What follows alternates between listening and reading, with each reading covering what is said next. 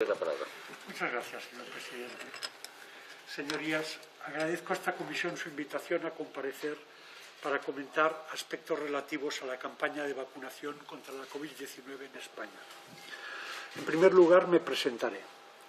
Inicié la farmacovigilancia en España y el Servicio Español de Farmacovigilancia en los años 80. Fui director del Centro Coordinador del Sistema Español de Farmacovigilancia y miembro de la Comisión Nacional de Farmacovigilancia hasta la creación de la Agencia Española del Medicamento en 1999. Y desde esta fecha hasta la actualidad he sido experto externo de esta institución y durante un tiempo miembro de su Consejo Asesor. Fui presidente del Comité de Medicamentos Esenciales de la Organización Mundial de la Salud en 2004. He publicado más de 250 trabajos originales referenciados en bases de datos de revistas con revisión por pares, de investigación en farmacología clínica, farmacovigilancia y farmacoepidemiología, y dirigí el Centro Colaborador de la Organización Mundial de la Salud en farmacoepidemiología hasta 2017. En la actualidad soy también experto externo de la Agencia Europea del Medicamento en materia de farmacovigilancia y formo parte del Comité Científico del Grupo GISE-PIFAR de la Agencia Francesa del Medicamento y la Alta Autoridad de Salud de Francia, aparte de seguir como consultor de otras agencias nacionales de medicamentos. No tengo conflictos de intereses relacionados con la industria farmacéutica o los productos sanitarios. Se me ha convocado a opinar sobre problemas y dificultades que se hayan producido hasta la fecha en el proceso de vacunación y en la aplicación por parte de las administraciones públicas competentes de la estrategia de vacunación frente a la COVID-19 en España y sus posteriores actualizaciones. Y en los últimos días he podido escuchar gran parte de las comparecencias ante esta comisión y he pensado que puedo aportar algunos comentarios sobre tres cuestiones. Quizá no me dé tiempo de todas ellas. La primera, y a la que voy a dedicar más tiempo, la farmacovigilancia de las vacunas y el papel de las agencias reguladoras, la EMPS en España y la EMA en la Unión Europea. La segunda, algunos aspectos relacionados con la campaña de vacunación. Y la tercera, unos comentarios, si me da tiempo, sobre los derechos de propiedad intelectual sobre las vacunas. Primero, farmacovigilancia, Agencia Española y Agencia Europea. En materia de farmacovigilancia, los comparecientes en esta comisión, representantes de la Agencia Española, han descrito los complejos procedimientos y mecanismos de coordinación que han desarrollado para hacer frente a la epidemia de SARS-CoV-2. Reuniones, coordinación entre diferentes organismos de la Administración, con otros Estados miembros de la Unión Europea y con la Agencia Europea y con las comunidades autónomas. Procedimientos, pero escasos resultados si se exceptúan los relativos a la alta tasa de vacunación alcanzada, que al fin y al cabo no es más que lo que llamamos una variable instrumental, pero no una variable de resultados. El resultado es la prevención de la enfermedad y de la muerte. Análogamente, los informes de farmacovigilancia de la Agencia Española, el último, el 12º, publicado el pasado 26 de enero, informan de más de 55.000 notificaciones recibidas de efectos adversos de las vacunas hasta el 9 de enero de 2022. De estas, 375 tuvieron desenlace mortal y más de 11.000 fueron calificadas como graves. Y cito lo que el Sistema Español de Farmacovigilancia entiende como grave, entendiéndose como tal cualquier acontecimiento adverso que requiera o prolongue la hospitalización, que dé lugar a una discapacidad significativa o persistente o a una malformación congénita que ponga en peligro la vida del paciente o que resulte mortal, así como cualquier otra condición que se considere clínicamente significativa. Repito, más de 11.000 acontecimientos adversos graves después de la vacunación notificados al sistema.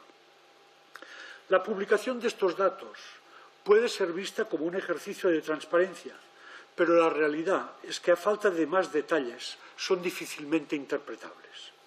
Por ejemplo, a pesar de que en esta fecha se estaba iniciando la vacunación infantil y de adolescentes, en enero, y de que se citan casi 900 efectos adversos en menores de 20 años, El informe no comenta los casos en este grupo de edad, precisamente el que concita mayores incertidumbres sobre la conveniencia de la vacunación. La transparencia no consiste solamente en subir informes técnicos a la web, que también, sino sobre todo en iluminar, en ayudar a dirigir la mirada y en ayudar a comprender. De lo contrario, se siembra el terreno para que proliferen la desconfianza y las suspicacias. ¿Quién sabe si por una intención de esconder la información en una montaña de datos, o quizás porque se entiende equivocadamente que esta comisión no es el foro para debatir cuestiones técnicas, este tipo de datos no han sido presentados ante sus señorías, de modo que la propia comisión no ha tenido una oportunidad de preguntar sobre el uso que se hace de ellos. Señorías, les quiero comentar algunas cuestiones técnicas que puede entender cualquier ciudadano, que creo que les pueden ser útiles. 12 consideraciones me parecen oportunas sobre la farmacovigilancia de las vacunas. La primera. Las primeras vacunas disponibles contra la COVID, como recordarán, en España, y las más utilizadas hasta el día de hoy, han sido Comirnaty de Pfizer, de la que se han administrado más de 54 millones de dosis hasta el pasado 9 de enero, y Spikevax de Moderna, con 14 millones de dosis. Estas dos vacunas se basan en una nueva tecnología. Así como las vacunas tradicionales son gérmenes atenuados o porciones de ellos que estimulan el sistema inmunitario, las vacunas de ARN mensajero introducen un ácido nucleico que da instrucciones a células de la persona vacunada para que fabriquen esta proteína del virus, la llamada spike protein, que a su vez estimulará el sistema inmunitario. Conviene recordar aquí que el diccionario de la Real Academia de la Lengua Española define una vacuna como, cito, preparado de antígenos que administrado a un organismo provoca en él una respuesta de defensa. Según esta definición, las llamadas vacunas de Pfizer y Moderna no son verdaderas vacunas. Son fármacos basados en una tecnología nunca usada en terapéutica hasta ahora y menos en campañas masivas. De ahí que la vacunación masiva supuso un experimento global, y esto me parece esencial para entender lo que quiero decirles a partir de ahora, sin precedentes en la historia de la humanidad. Segunda consideración. Los resultados de los primeros ensayos clínicos sobre las vacunas de Pfizer y Moderna, publicados en diciembre de 2020, mostraron valores de eficacia preventiva de 90% o más. Parecían muy convincentes y el mundo comenzó a respirar, nunca mejor dicho, con la perspectiva de las vacunas y a suspirar también por ellas. Pero debíamos ser conscientes de que entrábamos en un experimento preventivo vacunal global por su extensión y por la nueva tecnología que entrañaba. Tercera idea. Un ensayo clínico de vacunas o de cualquier medicamento da información que es preliminar, que debe ser comprobada en la práctica. Esto es la farmacoepidemiología, comprobar lo que ocurre en la práctica, que no es lo mismo que los ensayos clínicos. Por ejemplo, en el ensayo clínico sobre la vacuna de Pfizer-BNT, con más de 43.000 participantes, solo 5 de estos 43.000 eran mayores de 85 años y solo un 4% mayores de 74 años. Un ensayo clínico hecho en poblaciones que no eran las más vulnerables a la enfermedad. Sin embargo, como todos sabemos, la vacunación en España comenzó en los mayores de 80 años y la primera persona vacunada que ha sido recordada en esta comisión tenía 96 años cuando recibió la primera dosis. Una persona no representada en los ensayos clínicos sobre las vacunas. Cuarta consideración. Los ensayos clínicos de medicamentos y vacunas son diseñados, realizados e interpretados por la compañía promotora. El control de calidad de los datos recogidos también corre a cuenta del promotor. Y el control de la gestión de datos por las administraciones públicas se basa en inspecciones, que son solamente muy ocasionales. Recientemente el British Medical Journal describió irregularidades en el ensayo de Pfizer conocidas como el Pfizer Gate. El fraude es habitual, a menudo y sobre todo en la catalogación y archivo de los acontecimientos adversos. Les contaré ahora un ejemplo que estoy autorizado a contarles. El equipo RX-ISC, como RISC en inglés, riesgo con una X de prescripción médica, se autodescribe como un grupo de expertos médicos de alto nivel de reputación internacional en la detección precoz de efectos adversos de medicamentos y en la mitigación de sus riesgos, farmacovigilancia y atención de pacientes.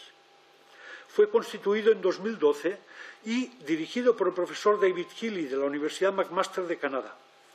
En colaboración con X-RISC, decía, hemos entrevistado y revisado hasta ahora la historia clínica de 3 participantes en ensayos clínicos, uno en el de Pfizer adultos, otro en el de Pfizer pediatría y uno en el de adultos de AstraZeneca, que han padecido de efectos adversos graves incapacitantes y que han sido literalmente desaparecidos, y uso la palabra que me recordó porque una de estas víctimas es argentina, de los informes de estos ensayos.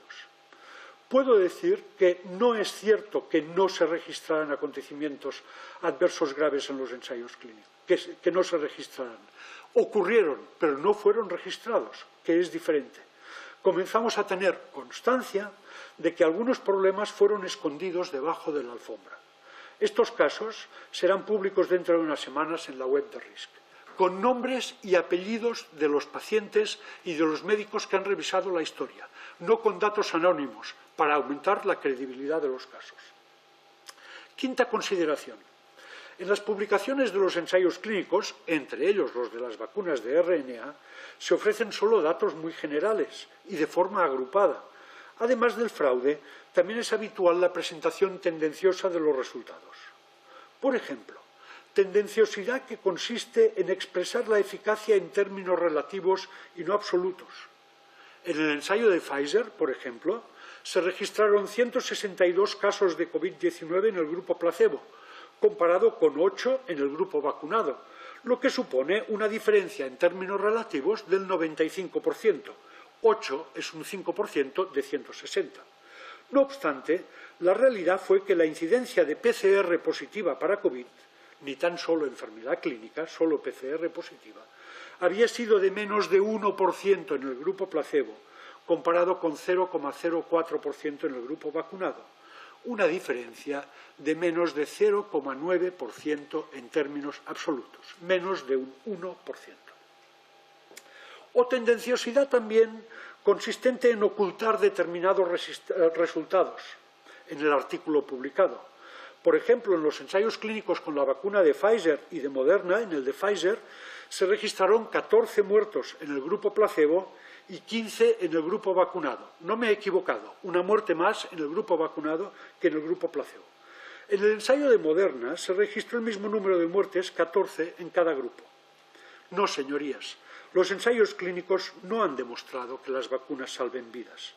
Quizás se habrá visto en otros estudios una tendencia a disminuir las hospitalizaciones, pero no hay lo que se llama una evidencia en términos oficiales de esta medicina mercantil que vivimos de que las vacunas salven vidas. El número de fallecimientos registrados en cada grupo de estos ensayos en los artículos publicados no fue ni tan solo mencionado en los artículos principales, si solo se podía encontrar después de revisar el material, decenas de páginas del material suplementario que se cuelga en la web.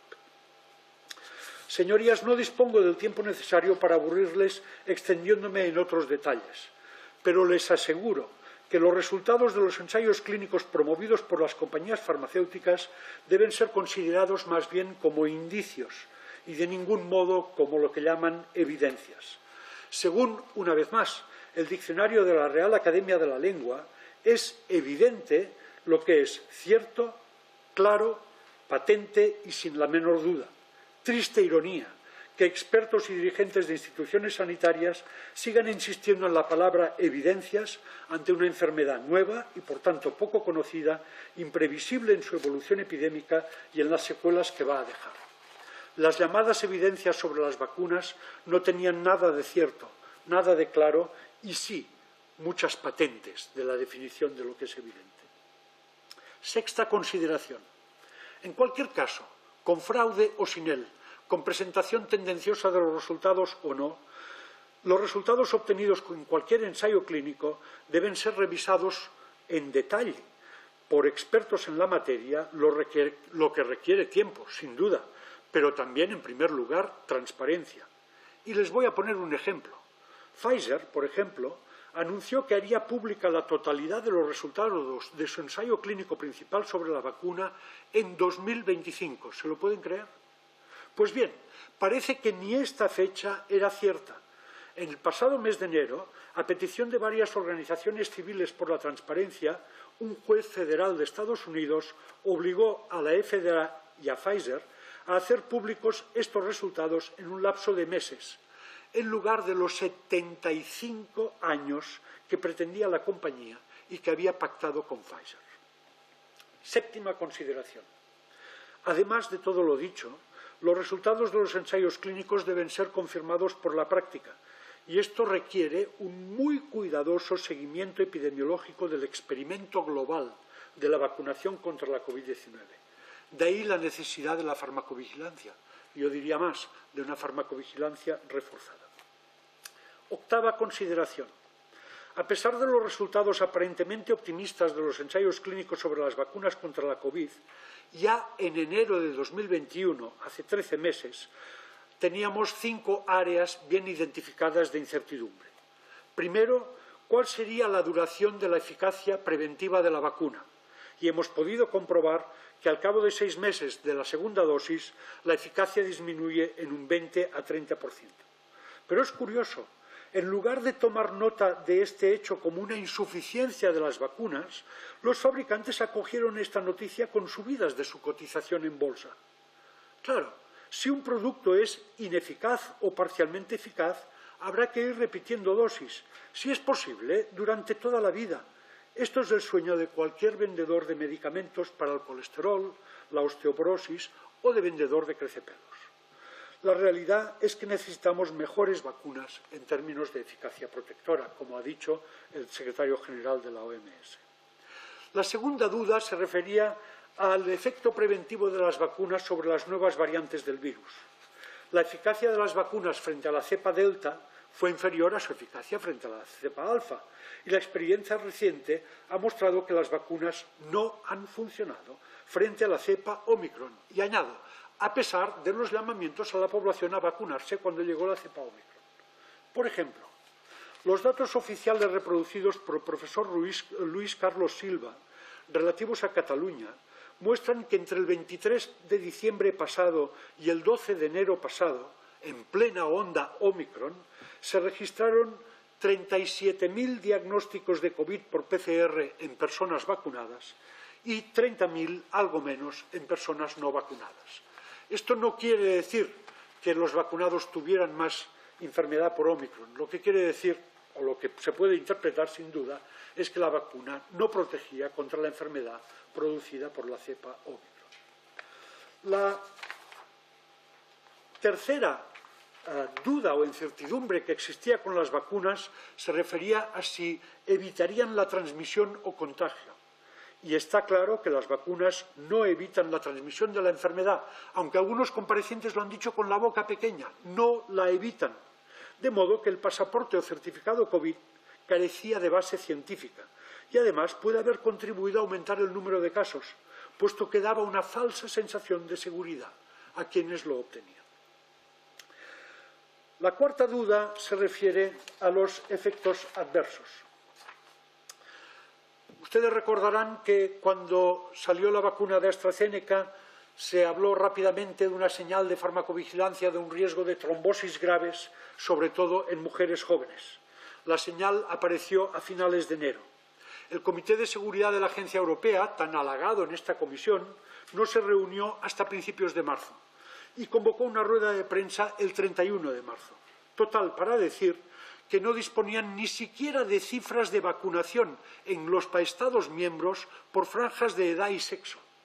Y, por tanto, no podían calcular la incidencia si las mujeres tenían más riesgo, las jóvenes más que las mayores, etc. Además, la EMA, sabiendo que esto es incorrecto, insistía en la baja incidencia, sin distinguir la incidencia real de los acontecimientos de la realmente notificada. Les pongo un ejemplo. Por ejemplo, en relación con las trombosis, entre el 1 de enero y el 19 de abril de 2021, en Cataluña se notificaron 53 casos de trombosis. Es mucho. Existía mucha publicidad sobre el problema y esto favorece que se notifiquen estos casos. Pero las bases de datos sanitarias de los centros de salud de Cataluña contenían 540 casos, más de 10 veces más, que, naturalmente, en su mayoría no habían sido notificados. O también el problema de la miocarditis y la pericarditis. Se nos dijo primero por la EMA que la incidencia podía ser de 1 caso por millón, de entre 1 y 10 casos. Después se rebajó la estimación a 1 caso por 100.000. Después salió un estudio israelí que hablaba de 1 caso por 10.000 en los adultos jóvenes. Ustedes habrán visto o habrán oído hablar de jugadores de fútbol famosos e incluso de espectadores de espectáculos deportivos que colapsan en mitad del partido. Son personas vacunadas que tienen problemas cardíacos posiblemente atribuibles a la vacunación y de eso no se habla.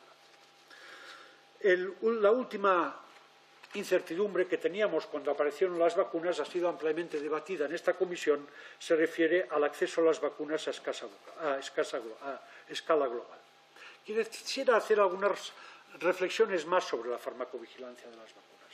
Además de lo que les he contado, el seguimiento de la seguridad de las vacunas ha puesto de manifiesto las deficiencias de la farmacovigilancia en la Unión Europea. La Agencia Europea, como les he contado, ha reaccionado tarde y de manera paquidérmica e insuficiente ante las señales de efectos indeseados que han ido surgiendo, y sus vacilaciones no han ayudado a las autoridades de los Estados miembros a orientar la campaña de vacunación según los resultados obtenidos. De hecho, cada país adoptaba una medida diferente en cuanto a su política de vacunación. Han prevalecido los procedimientos y la burocracia por encima de la ciencia, el sentido común y la atención a las incertidumbres inherentes al experimento global emprendido. Décima consideración. No se trata solamente de un incidente o de la ineptitud de algún funcionario. La Agencia Europea de Medicamentos está financiada en más de un 80% con las tasas aportadas por las compañías farmacéuticas. Está concebida legalmente para autorizar la comercialización de medicamentos y vacunas, pero no para interactuar con los sistemas sanitarios de los Estados miembros. Undécima consideración. La pandemia ha hecho evidente que la legislación europea sobre farmacovigilancia, basada en la notificación voluntaria y en planes de gestión de riesgos desarrollados por las propias compañías fabricantes, está más concebida para proteger a estas últimas que para proteger a los ciudadanos. Y última consideración sobre cuestiones de farmacovigilancia, y duodécima. En este contexto, quisiera comentar también el escaso uso que se ha hecho de las bases de datos sanitarias en España para hacer un seguimiento de la vacunación, de sus efectos beneficiosos y de sus posibles efectos indeseados en el contexto de la epidemia. Probablemente no se trata solo de una oportunidad desaprovechada y perdida, sino más bien del reflejo de la falta de voluntad del Sistema Nacional de Salud para ser un verdadero productor de conocimiento y no lo que es actualmente, en mi opinión, un mero receptor pasivo de mensajes de clara intencionalidad comercial, un comprador ignorante de tecnología que a menudo paga humo a precio de oro. La pandemia también ha puesto en evidencia la existencia de un enorme mercado de explotación de bases de datos sanitarias para estudios epidemiológicos, canalizado por la Agencia Europea de manera no democrática, me atrevo a decir incluso colonialista, en connivencia con centros universitarios adictos a la política de la agencia. Se me acaba el tiempo, presidente. Tenía algunos comentarios sobre la campaña de vacunación, si se me permite presentarlos. 5 minutos los presento. Después la segunda intervención que usted tiene puede acabar su... Muchísimas gracias. Muchas gracias. Quería, en segundo lugar, referirme a algunas cuestiones de la campaña de vacunación y, en particular, a lo ocurrido en las residencias de personas mayores. La epidemia incidió especialmente en las residencias, sobre todo al principio, y la mortalidad fue 57 veces más alta que en la población general. Una mortalidad de 9–10% en las residencias, comparado con una mortalidad general en la población de menos del 0,11%. Presumimos de sistemas sanitarios, señorías, pero dejamos a los más vulnerables en manos de la iniciativa privada, que es la que lleva las residencias. ¿Cuáles son los factores de riesgo de morir en una residencia? Sin duda, la edad y la pluripatología, pero también la mala atención, derivada de malos contratos laborales y de una falta de regulación del mundo de las residencias y la polimedicación innecesaria, un reflejo de la mala atención médica. Una amplia variedad de fármacos que ya eran de consumo generalizado antes de la epidemia incrementan el riesgo de neumonía y la mortalidad por neumonía, de modo que al comienzo de la epidemia era de esperar que también incrementaran la mortalidad por COVID-19. Por ejemplo, hace años que se sabe que los fármacos neurolépticos o antipsicóticos duplican o incluso cuadruplican el riesgo de neumonía y la mortalidad por neumonía. En Cataluña, unas 100.000 personas mayores de 70 años los consumen de manera continuada, en la mayoría de los casos en indicaciones no autorizadas por la Agencia Española del Medicamento. Al inicio de la pandemia, de los 64.000 personas en residencias en Cataluña, 22.000 consumían estos fármacos. Muchos otros fármacos que tienen efecto depresor del sistema nervioso central también incrementan el riesgo de neumonía en 2 a 4 veces. Analgésicos opioides como el tramadol o el fentanilo, hipnóticos y sedantes como el lorazepam o el conocido Orfidal, antidepresivos como el Prozac y otros parecidos, fármacos con efecto anticolinérgico para la incontinencia urinaria de la gente mayor, gabapentina en la famosa lírica o pregabalina, los inhibidores de la bomba de protones como el omeprazol de consumo amplísimo en nuestro país también incrementan sensiblemente el riesgo de neumonía. Pues bien, en Cataluña, 3/4 partes de los mayores de 70 años consume como mínimo uno de estos fármacos. El 18 de abril de 2020, a los pocos meses del inicio de la epidemia, envié un informe sobre esta cuestión a la Agencia del Medicamento. La respuesta fue más o menos gracias, pero ¿qué podemos hacer? La misma agencia que tiene la función legal de delimitar las indicaciones de cada medicamento comercializado no es capaz de hacer cumplir sus reglas. Repito lo dicho anteriormente cuando hablaba de farmacovigilancia.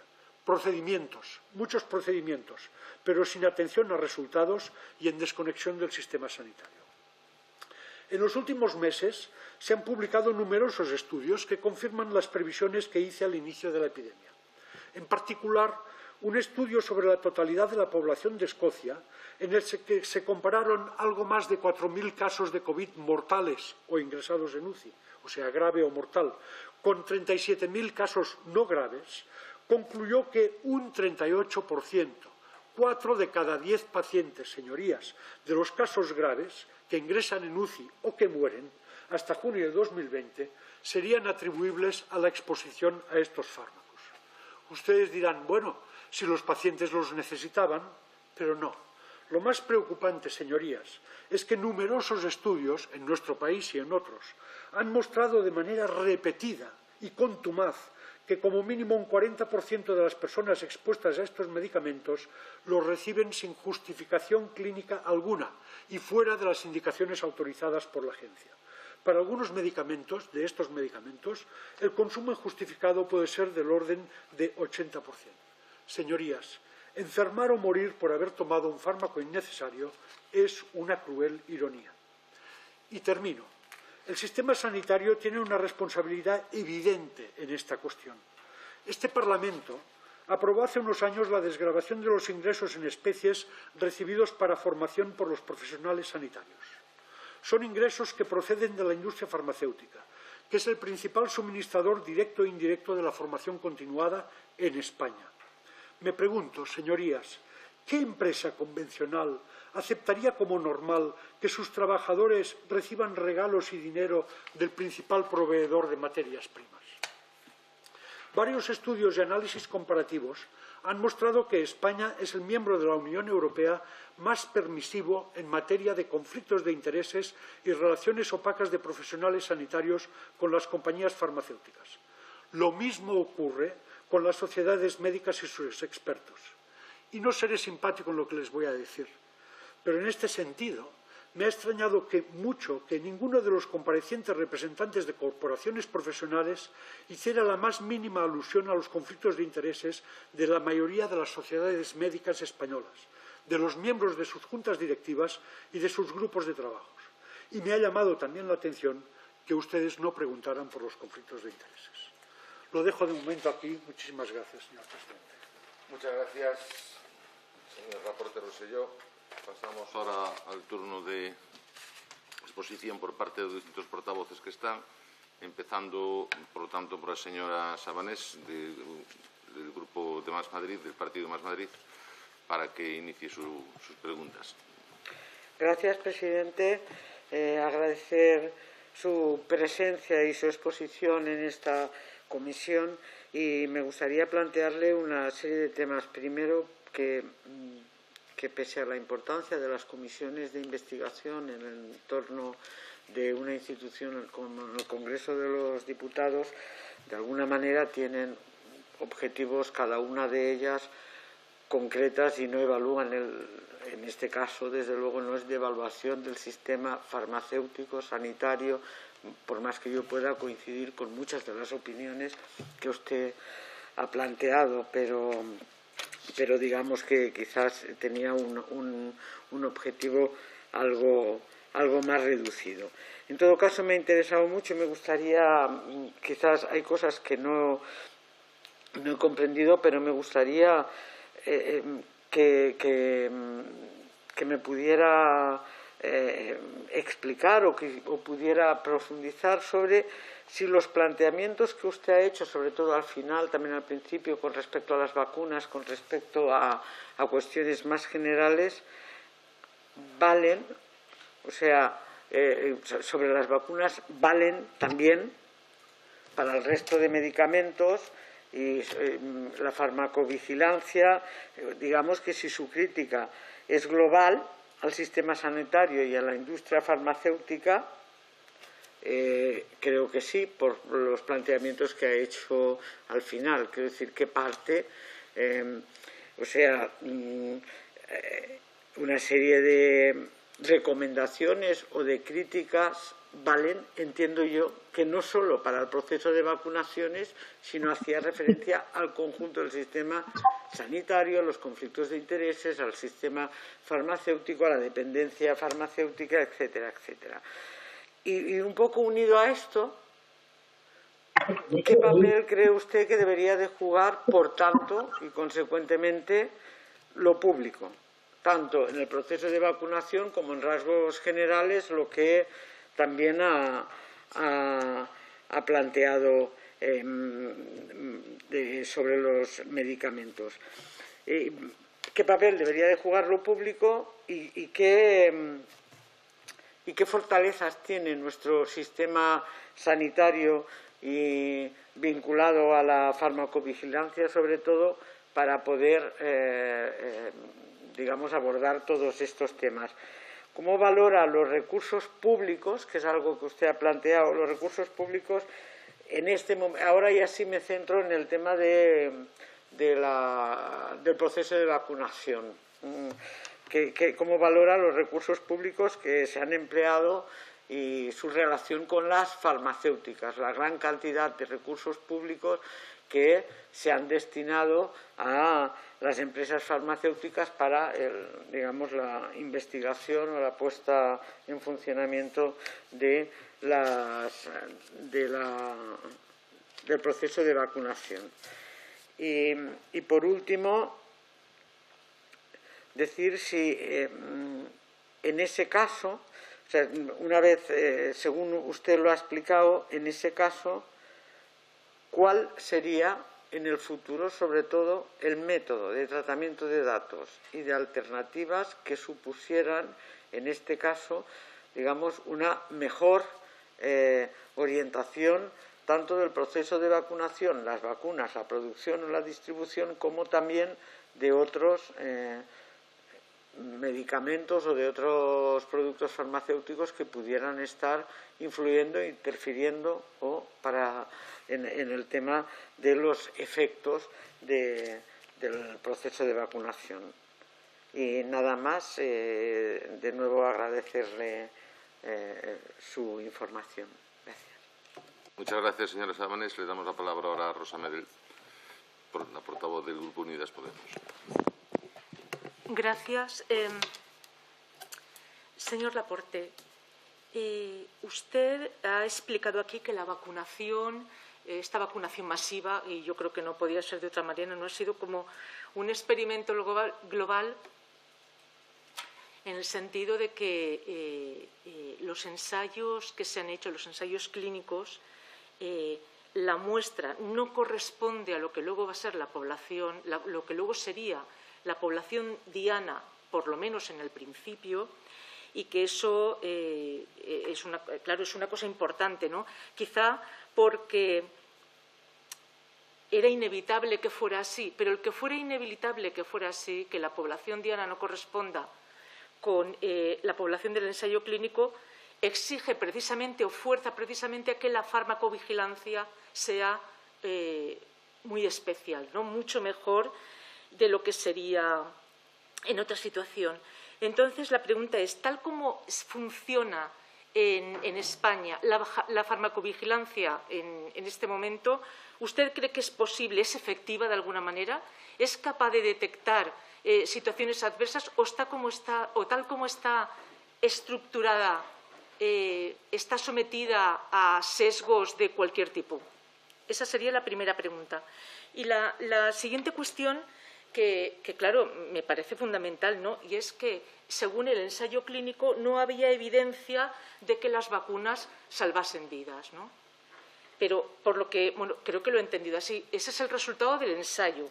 Pero luego, la práctica es que las vacunas sí que han salvado vidas. Imagino, y si no, corríjame, que esto es así precisamente porque el grupo de control, el grupo del ensayo clínico, no correspondía con el grupo diana. Quiero decir que si en el ensayo clínico no era significativo que la vacuna salvase vidas, sí que parece que ha salvado vidas de ancianos. Esa es la cuestión. Realmente, luego, en la práctica, sí que ha habido, por lo menos parece evidente, ¿no?, que ha sido efectiva, se han salvado vidas, pese a que el ensayo no dijera eso. Esa es la pregunta. Gracias. Muchas gracias, señora Medel. Tiene la palabra por el Grupo Socialista la señora Ana Prieto. Gracias, presidente. A ver, yo quisiera partir un poco de qué es la definición de un medicamento. Y realmente un medicamento es cualquier sustancia o combinación de sustancias que pueden prevenir, diagnosticar, curar, controlar enfermedades, suplir componentes, aliviar los síntomas y, por ejemplo, las vacunas.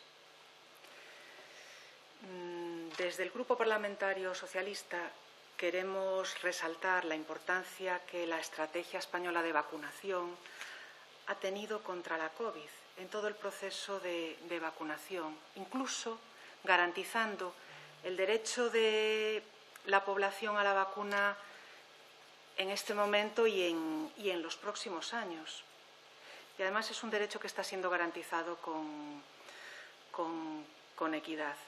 Y aquí quiero destacar la importancia que el liderazgo del Gobierno de España, que el Ministerio de Sanidad y que la Agencia Española del Medicamento, pues, en estrecha colaboración con las comunidades autónomas, están teniendo en el desarrollo del proceso de vacunación, porque la estrategia de vacunación parte de la ponencia de vacunas. En la ponencia de vacunas, pues no voy a relatar aquí el conjunto de expertos que están representados y que entre todos pues toman una decisión adecuada precisamente para establecer la estrategia que luego se aprueba en la Comisión de Salud Pública, pasa a ser también refrendada en el Consejo Interterritorial del Sistema Nacional de Salud. A ver, la apuesta por la vacunación es una decisión que se ha demostrado acertada en la lucha contra la pandemia en nuestro país y va restableciendo poco a poco, y lo estamos viendo, pues el normal funcionamiento de nuestra sociedad y de la actividad económica. La vacunación salva vidas porque ayuda a prevenir la enfermedad, reduce la gravedad y la letalidad y además disminuye el impacto de la pandemia sobre el sistema asistencial y sobre la economía, protegiendo además especialmente a aquellos grupos con mayor vulnerabilidad. Y lo reflejan los datos.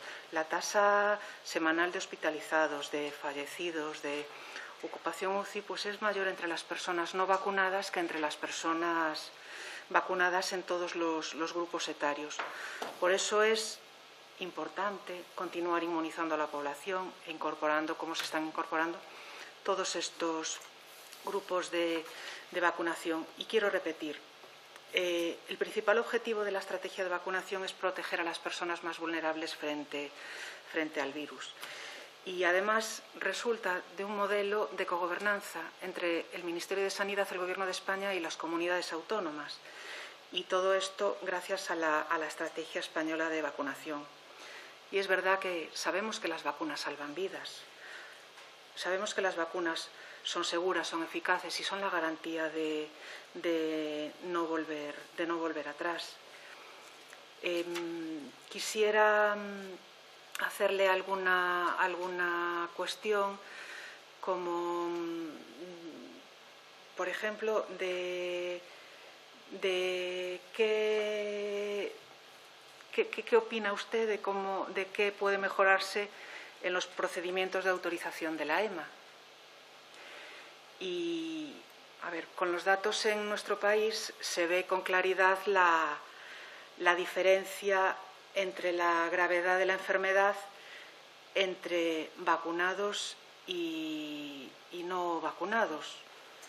Con cual, no sé si cree usted que las vacunas realmente no están siendo eficaces en reducir el impacto de esta enfermedad en la población española.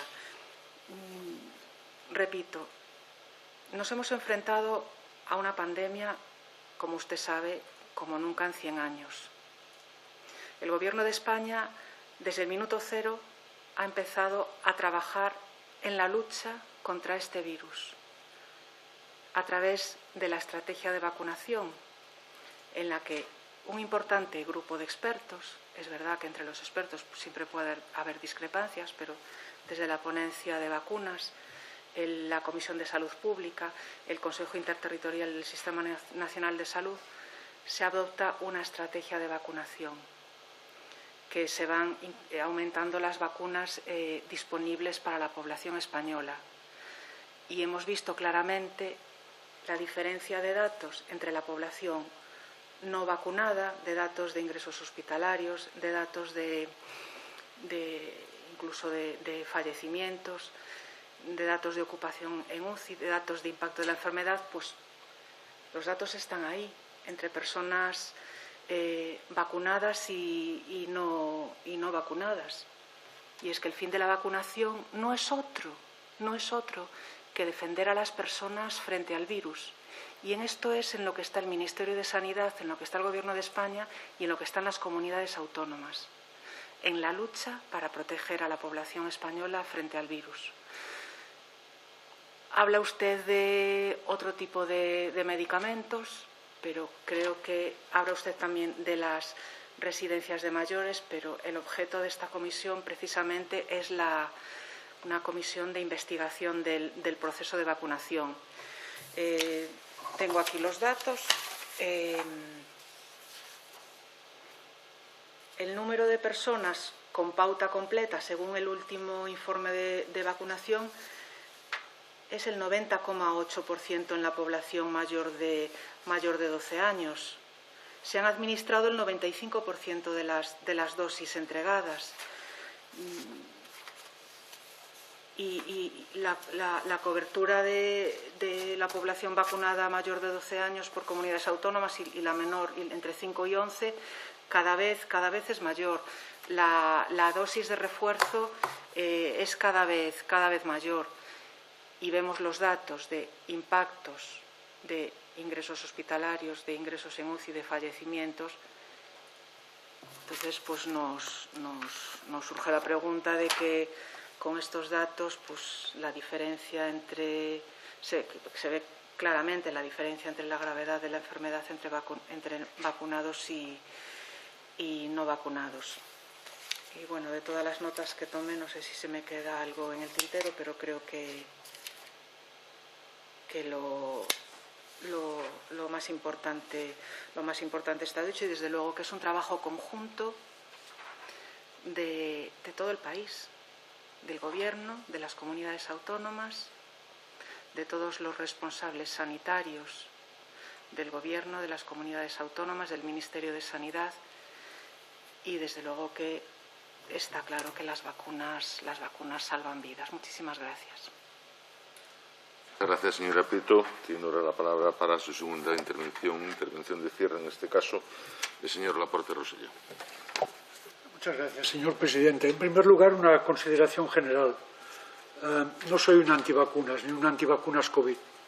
Simplemente pretendo poner de manifiesto que estamos ante un experimento que atañe potencialmente a la totalidad de la ciudadanía, no solo en España, sino en todo el mundo, y que este experimento se realiza con unos productos que son tecnologías nuevas que implican la administración de ácidos nucleicos y que no son, según la definición del diccionario de la Real Academia, propiamente vacunas, son fármacos, porque la definición lo deja muy claro.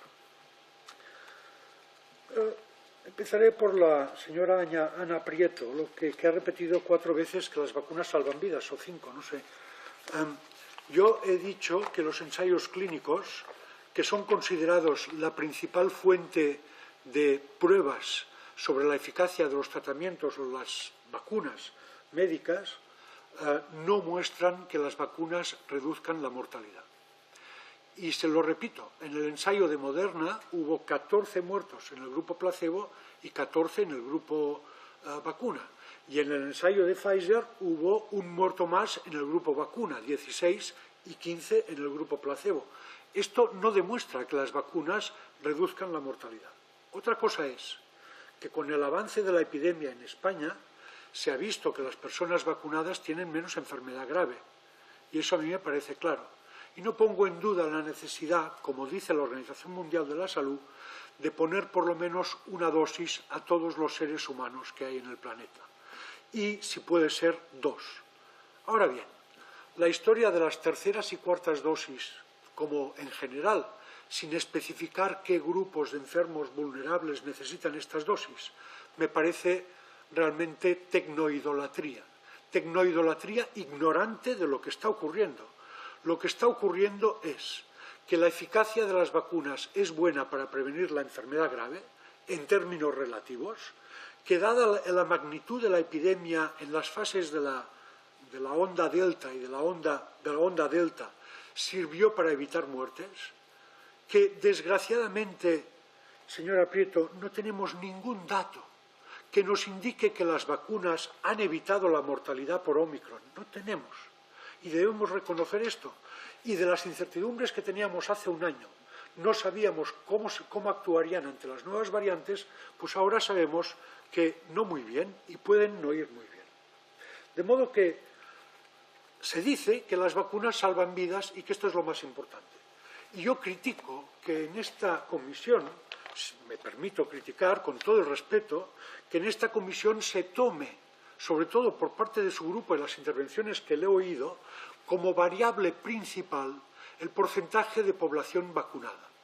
Esto en sí no es ni bueno ni malo si atendemos a mirar cuáles son los sectores de población vacunados.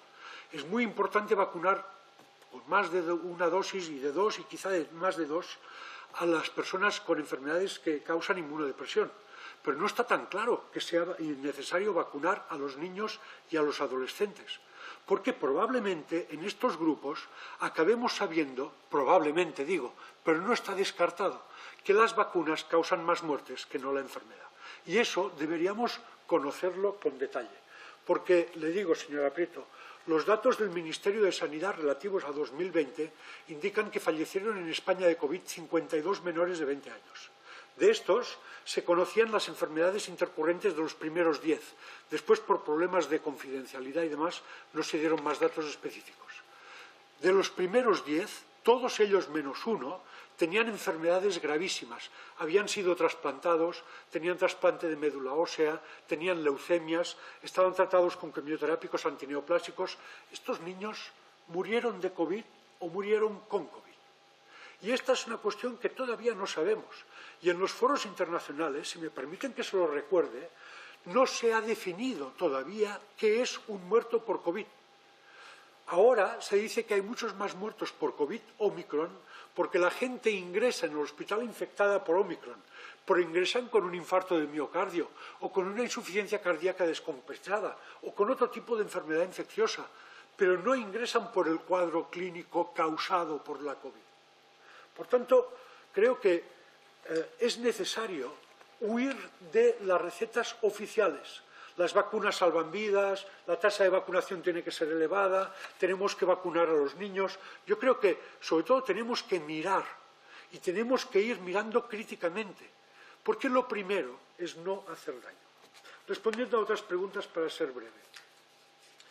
A la señora Sabanés, ha hecho varias preguntas. Quería decirle que estoy básicamente de acuerdo con lo que dijo aquí don Fernando Lamata sobre las cuestiones de propiedad intelectual y, por tanto, para no repetir, no voy a entrar en esta cuestión. Sobre el futuro papel de la pública se habla de que, no solo se habla, sino que hay iniciativas de que tras la pandemia por COVID hay propuestas de gobiernos y próximas a gobiernos o próximas a partidos gobernantes para hacer informes técnicos de todo tipo para que el sector público y concretamente los estados, los gobiernos, se impliquen en la promoción de investigación sobre los medicamentos a los que no atiende la industria farmacéutica. Porque la industria no quiere eximir de las patentes porque dicen que esto cortaría los beneficios, lo cual es una falsedad que ahora no tengo tiempo de explicar, pero si quieren se la cuento con mayor detalle. Pero, de hecho, los avances que hace la industria son en medicamentos que básicamente no necesitamos. De todos los medicamentos aprobados en los últimos 20 años en Estados Unidos y en la Unión Europea, se calcula que menos de un 2% eran verdaderas innovaciones terapéuticas. Hasta un 10% eran alguna mejora, modesta. Pero el otro 90% no son nada. Son basura que solo añade confusión y precios más altos, porque al ser nuevos medicamentos son protegidos por patente y hay una persona que tiene el monopolio, una empresa, que tiene el monopolio de su venta y distribución. Y sobre la cuestión de las diferencias entre ensayos clínicos y práctica habitual que me preguntaba la diputada Rosa Medel. Me decía, ¿pero las vacunas salvan vidas o no salvan vidas? Los ensayos clínicos dicen que no.